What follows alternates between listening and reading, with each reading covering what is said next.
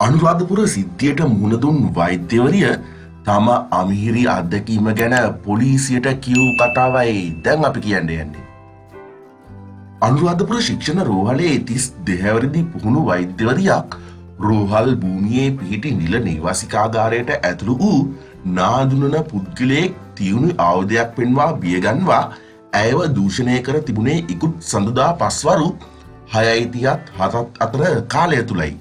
ඉන් අනතුරුව සැකකරු වෛද්‍යවරියගේ ජංගම දුරකථනයද පැහැරගෙන ගොස් තිබූ අතර එහි දුරකථන සංඥා අනුව සැකකරුව සොයා පොලිස් විමර්ශන දියත් කෙරුණා.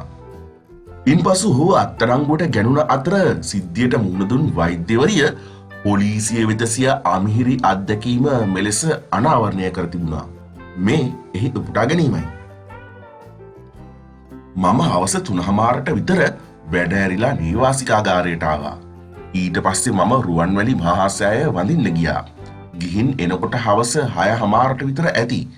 නේවාසිකාගාරයේ මගේ කාමරයට ඇතුල් වෙන්න හදද්දී මගේ පිටුපසින් කවුරු හරි ඉන්නවා වගේ දැනුණා.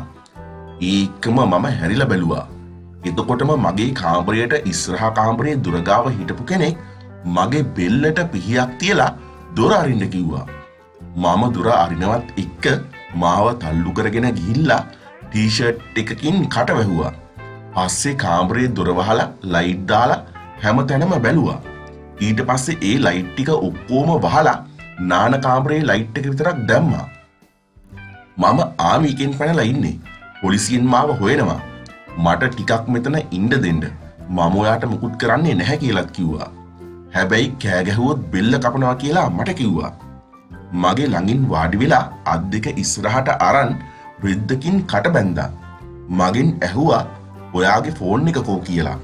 පස්සේ මගේ ෆෝන් එක අරන් මටම කියලා ලොක් එක අරගෙන මට කිව්වා හින්දි සින්දුවක් දාලා දෙන්න කියලා.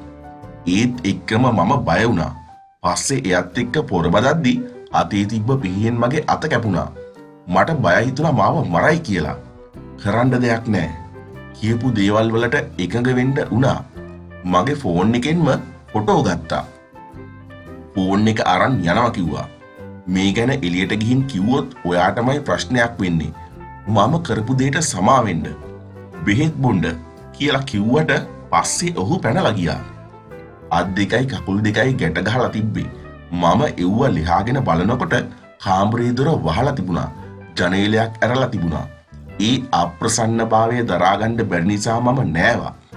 ඊට පස්සේ ඉක්මනටම ගිහින් වාට්ටුවේ වෛද්‍යවරයාට මට උන දේ කිව්වා. එයාගේ දුරකථනයෙන්ම තාත්තටත් කිව්වා. ඊට පස්සේ සමන්තුරේ රෝහලේ ඉන්න මගේ මිතුරෙකුටත් කිව්වා. ඇයගේ කතාවේ උපුටා ගැනීම අවසන්.